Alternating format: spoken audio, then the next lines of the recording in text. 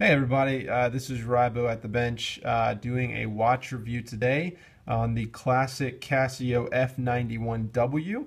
I call this the ultimate budget watch for good reason. I paid $6 for this watch and that was with free shipping. And it's a little gem, and I think this watch is very popular and has been for many years, and there's very good reason for that. All right, so let's get into the review.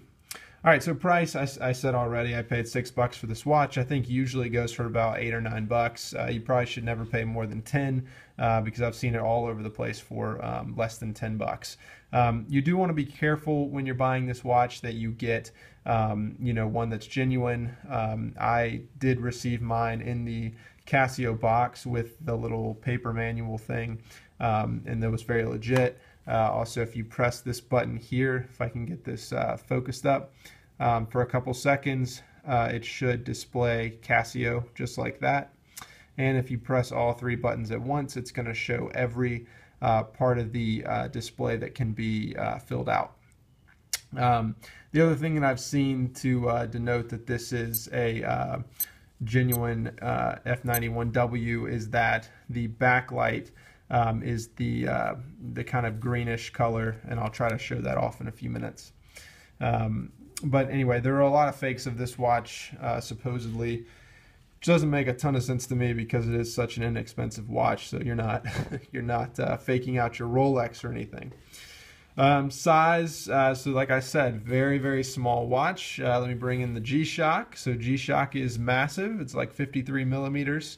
So obviously a lot bigger. This is another Casio digital watch. I think this is 42, 44, something like that. Also a lot bigger and a lot thicker. And then I'll bring in the Seiko SKX, obviously a lot bigger and thicker as well, given that it's a manual movement. So very thin, very small, and very lightweight. Let me see if I can get my scale working here, and I will show you just how light it is. So first of all, I know this isn't going to be exact because I'm holding it up for the camera, but let me just kind of give a weight of the G-Shock here. So that's coming in right at right under 2 ounces, if you can see that. So let's throw this guy up. I'm going to put it with the strap on. And can you see? Yeah, 0.75 ounces. So very lightweight, less than an ounce, which, to me, and this kind of leads us into the purpose of this watch. Less than an ounce is just absolutely perfect for this watch. So for me, the purpose of this, I picked this up to be the watch that I wear when I'm outside doing yard work. So when I'm cutting the grass or whatever, this is the watch that I want to wear because I don't care if it gets beat up. I don't care if it gets scuffed or whatever, but also, I live in the South. I live in North Carolina. I'm from South Carolina, so I spend a good deal of time in the South, and it is very hot. And so a lot of times watches are just very uncomfortable in the middle of the summer when you're outside doing yard work because you're sweating, they're heavy. It's just not super comfortable to wear. And so I thought, well, if I can get something really lightweight that I can just have on the wrist all the time, I won't even notice it. And this is absolutely done exactly that. This is the perfect watch for that. And so less than an ounce, as thin as this watch is just absolutely perfect. All right, so quick overview of the watch. So you'll notice, obviously, this is not a, the strap that I have here is not what comes on this watch. This is a NATO strap that I put on. So the original bands are right here. If you've watched my digital watch reviews in the past, you'll know I'm not a big fan of Casio watch bands. However, I actually don't mind these at all. I don't like the ventilated Casio bands. These are not that. These are just some kind of cheap plastic, whatever. And for what it is, it absolutely does its purpose. It's just not really what I want to wear.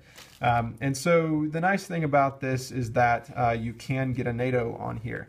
Now, a couple things you need to be aware of. One, this watch isn't made for a NATO strap, so you are going to kind of put some tension on the spring bars. Mine's not too bad here because, well, you know, this is a very thin NATO strap. This is just kind of a cheap Chinese NATO, but I did that because it's just incredibly thin, which is what you need on this watch.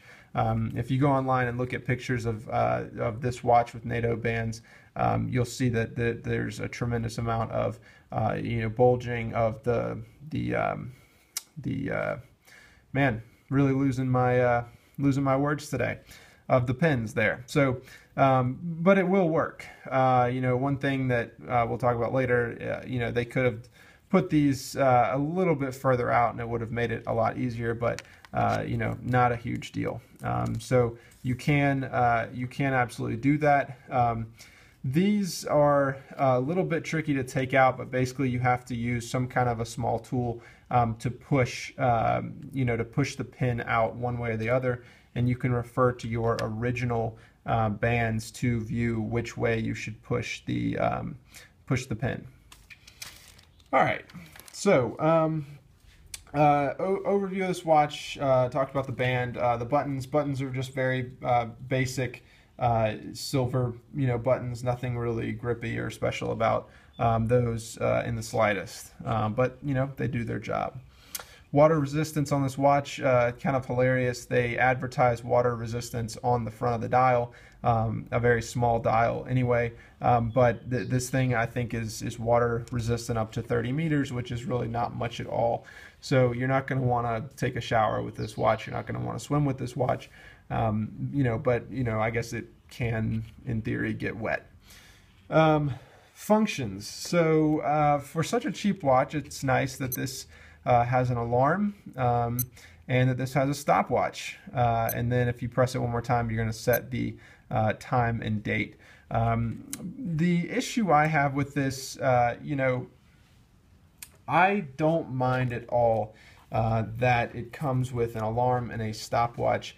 However, and this might just be for me, but I would much prefer that this came with a timer.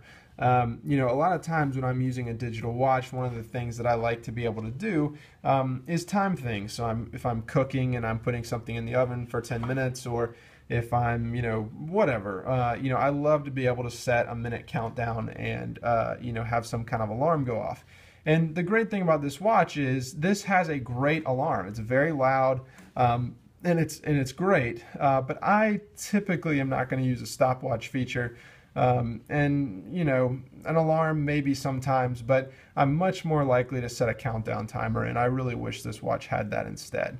That may just be a personal preference, but you know, it's how I feel. Readability. So that's where this thing really shines. You know, I've talked about readability before, where something like the G-Shock is just excellent. And something like this is just awful. You know, when you get into especially views like this, it's just terrible. And this really shines. This is really visible from just about every angle, which is not something that can be said for all Casios.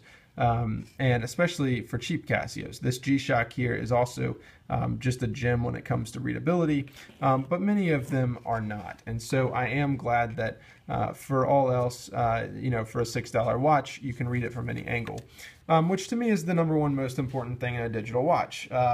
And so I'm glad that they didn't skimp on that.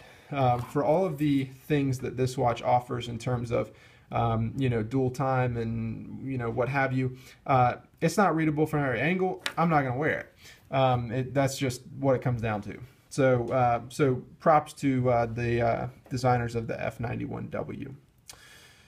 All right, timekeeping. Sadly, this is where you start to see the, you know, the price reflected. I have set all of these watches to the same time several weeks ago, and you can see this has lost a couple seconds much quicker than these two. This is almost a second behind, and this is maybe about 3 seconds behind. Again, it's not a huge deal, but you know, all I heard about this watch was that it was so reliable and you know, kept time so well to the point of being used in bomb making with Al-Qaeda, I think, which may scare you away from this watch a little bit. But with all of that history, I kind of expected it to keep time a little bit better, and it's just lagging a little bit. But not a huge deal to me. A couple seconds, you know, I don't really care. How would I improve this watch? So the first thing, I would add the timer. Like I said, I think that I would replace the stopwatch with a timer. And also a side note, when I'm talking about how I would improve a watch, I'm talking about within the price point. I mean, obviously, you could do a lot of things to this watch to improve it, but I'm saying, you know, keeping in that $6 to $10 price range, how can I improve it? I'd replace the stopwatch with a timer. The backlight, you know, I'm not sure if you can improve this for the price. Let me turn off all the lights. Obviously, I have a lot of natural light here, but I'll try to show off the backlight if I can.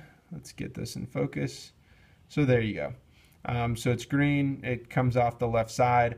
I have used this in the pitch black dark when I've needed to see the time, and you can do it. It's not great, but it's okay. Let me get on all the lights. So I mean, yeah, you can read the time. You're not going to be able to really see the second counter or the date up here, but you know, if nothing else, you can read the time, which is all you really need to do.